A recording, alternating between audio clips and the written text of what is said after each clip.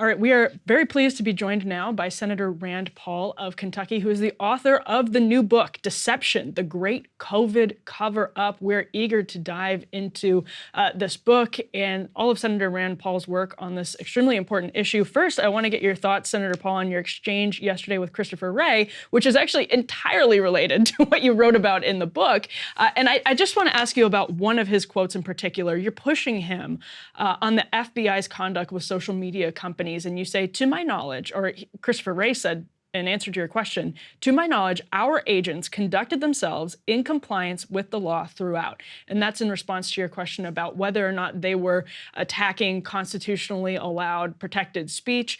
I want to ask, did Christopher Wray perjure himself yesterday based on what we know from reporting and other sources? You mentioned depositions about how the FBI conducted itself during the pandemic in relation to constitutionally protected speech.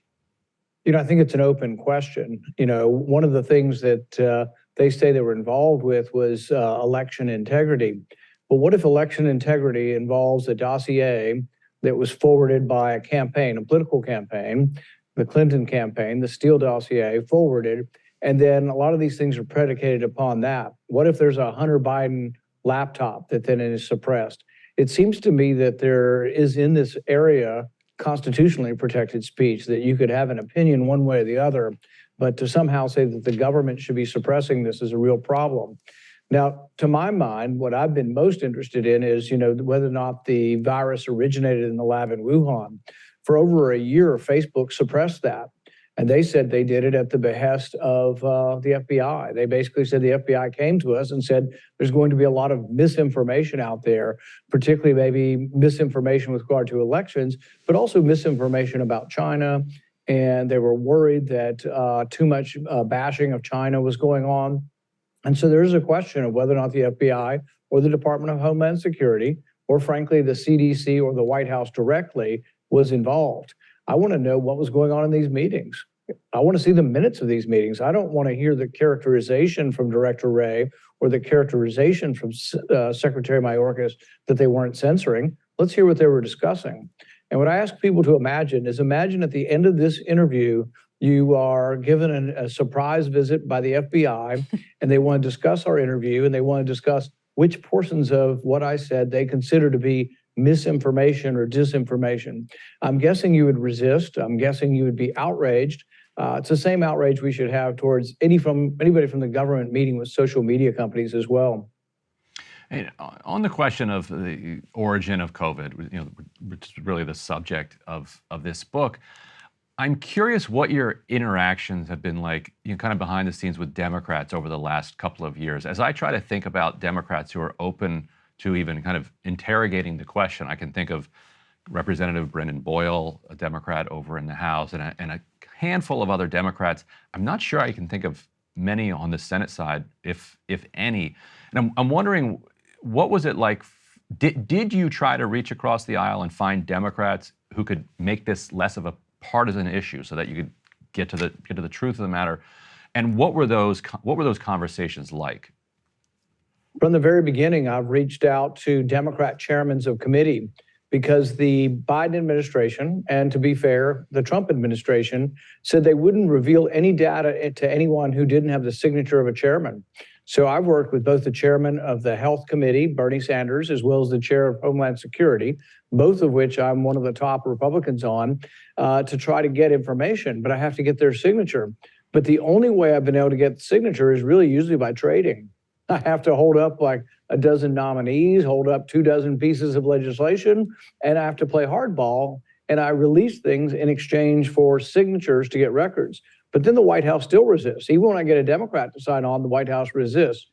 I'm having more trouble getting NIH grants that are unclassified than I am in talking to the CIA. And that's saying something, because the CIA doesn't divulge much of anything, but the NIH and HHS is actually worse. So it's been a real struggle, but it's not for lack of trying. And it is still, to me, a curious fact that the Democrats are disinterested. There just has been no interest on the side of Democrats to investigating this or to doing much. Now, we're slowly getting breakthroughs. I've started working with Chairman Peters, and he signed a few letters, and we're actually talking about doing some joint hearings. But it's very, very slow. And to me, the comparison I like to make is that if you want to have a hearing and your allegation is that the plastic in your water bottle causes cancer, I think we've had 24 of those hearings. But if 1 million people died from a disease, and we all can pretty much document a lot of people died from COVID, both here and worldwide, we haven't had real hearings as to, could we possibly have been the cause? Could we possibly have funded the lab that allowed this leak to happen? And shouldn't we reform our safety procedures, our scrutiny? You would think they'd be all over this. And yet the mainstream media, as well as the Democrat Party, which sometimes there's not much difference, really have done nothing other than sort of recommend $1 million prizes for Anthony Fauci and he's got his mask now in the Smithsonian, his Washington Nationals mask, which is of absolutely no health benefit, and actually was a disservice to all of us to recommend anybody at risk would wear a cotton mask, because basically that's just malpractice. It's bad advice.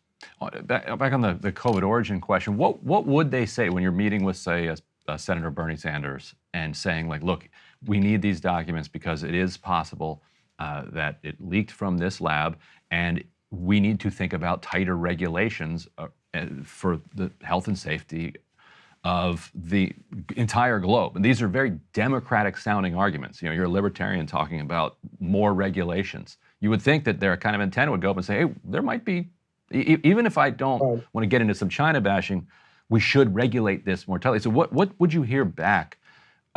Did they understand the underlying kind of information or no? I think that, you know, we live in different worlds. We have different tribes. We look at different news. I don't think they've really read or have been too much interested in the origins of this. But here's what I've tried with Bernie Sanders. Jeffrey Sachs is a progressive economist. He's been a high-ranking UN consultant. He's been in every progressive wing of a lot of things you can imagine, but he's also an honest progressive. And I'm a big fan of his, actually. He headed the Lancet report.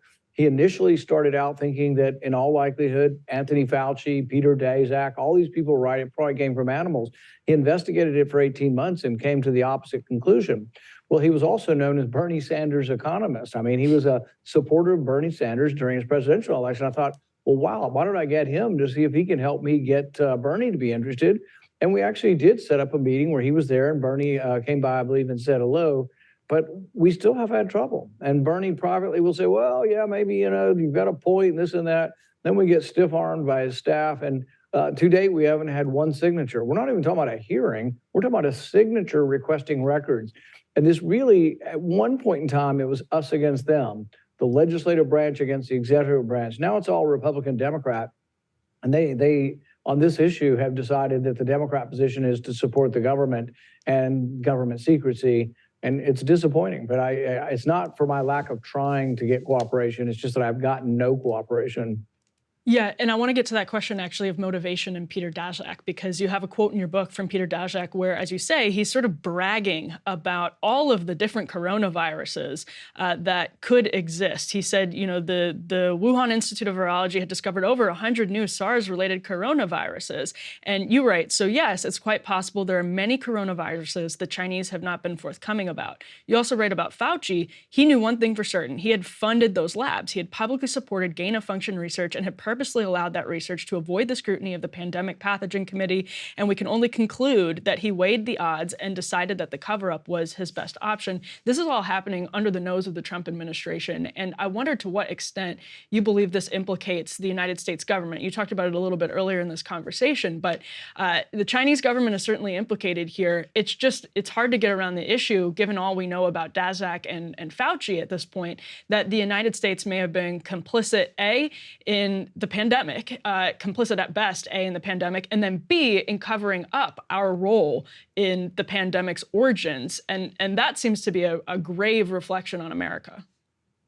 You know, the thing is that it's easy for us to believe that the totalitarian government in China might cover things up. In fact, they've covered up their death rate. They covered up their transmissibility. They initially said it didn't transmit human to human. We now know that the 3 people who got sick first with this in all likelihood worked in the lab of the gain-of-function scientist, Dr. Shi, and it occurred in November of 2019, didn't start in January, that it was rip-roaring by January, but it really probably started in November.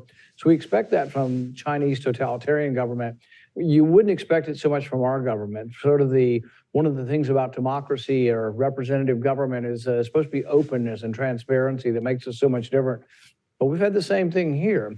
And I've told people that this conspiracy involves hundreds of people in our government.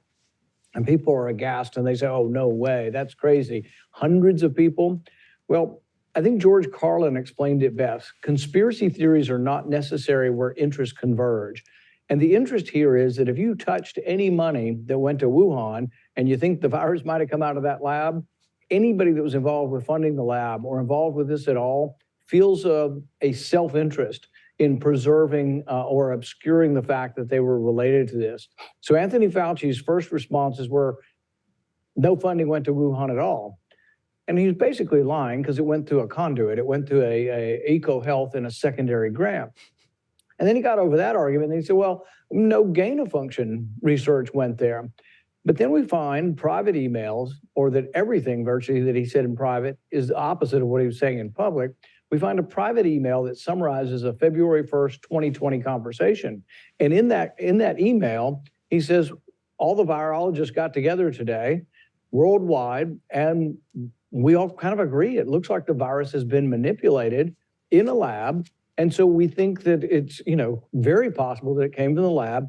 And we're equally suspicious, or even more suspicious, because we know they do gain-of-function research, and he describes some experiments. Well, the experiments he described were funded by the NIH, funded by his division. They have a grant number on there acknowledging their funding. And so basically in private, he's basically admitting that exactly everything that he denies in public. And it's the same for the others. There's a Christian Anderson who says at one point, this is no fringe theory, this is no conspiracy theory, in a private email. But in public, he's calling everybody a kook or a nut who brings this up. And then you have the whole idea that was the government involved in suppressing the knowledge of this on social media? And I absolutely believe that we will find, I think actually the Missouri versus Biden depositions have already shown the government was involved with trying to suppress anybody or any story that had to do with the virus coming from the lab in Wuhan. And we're at a place now where Anthony Fauci himself even acknowledges that it is an open possibility that the Wuhan lab may have been kind of the origin of the coronavirus. So given that he acknowledges at this point that it's possible, that raises a lot of questions about how we ought to think about gain-of-function research going forward. We have more labs around the world doing this dangerous research than we had kind of before the pandemic started. Monica Bertagnolli has been nominated to run the NIH. You asked her what her position was on gain-of-function research. I think White Coat Waste published some of those responses. You've obviously seen them since she responded to you. How would you characterize her response, and how will you be voting on her when she comes, if and when she comes to the floor? I'd say her responses were mostly bureaucratese, mamby-pamby, nothing definitive, but really no acknowledgement of the danger of gain-of-function, saying we've got all these controls in place and we're doing a good job, just look the other way.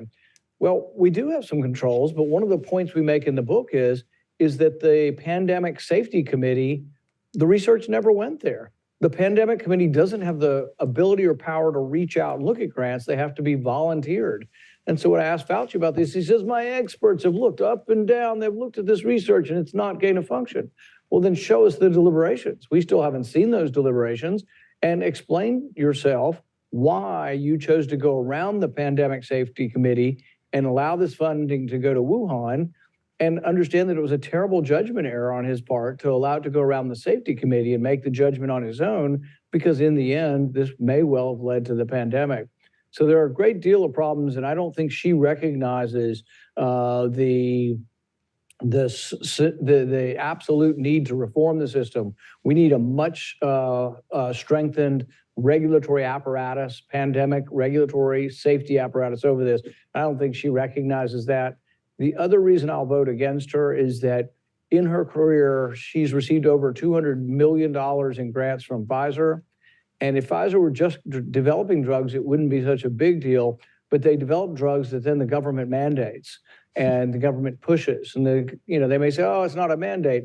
Well, once you make it sort of strongly worded by the CDC and government, filters down to governors who may mandate it, but also filters to school systems who say, oh, we're making the kids get this because the CDC says we should. So in some ways, they are giving mandates for a drug that a private company makes money off of, and she's been intimately associated with that company in a large multi-million-dollar way.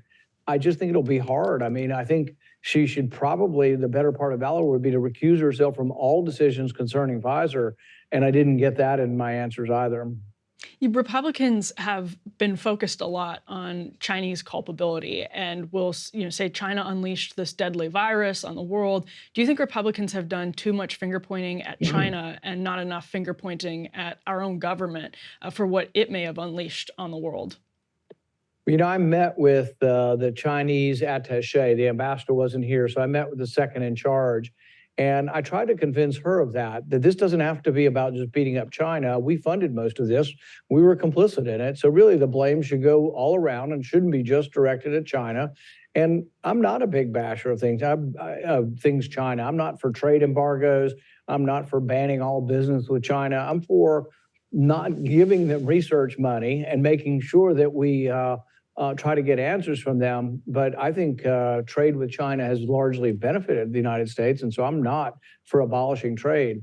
So I do think the voices, particularly in my caucus, are beating the drums daily for war. And I think that left unabated, we will have problems with the rashness of the voices, particularly coming from my side, but really both sides. And so whenever I hear everybody wanting to engage in war, particularly with another nuclear power, I've tried to become hopefully a saner voice for moving slowly, diplomacy, and not, even though I do blame the virus on the coming out of the lab, I also blame ourselves as well, and don't want to make it just that, oh, we're going to rupture and have no relations with China, which I think would be a mistake.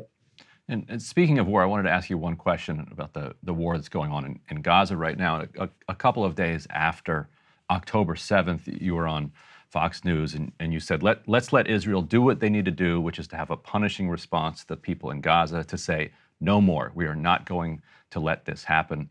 We've now seen what that punishing response has been, minimum of 8,000 plus casualties. We've seen what appear to amount to war crimes from Israel Defense Forces targeting entire apartment buildings, entire blocks.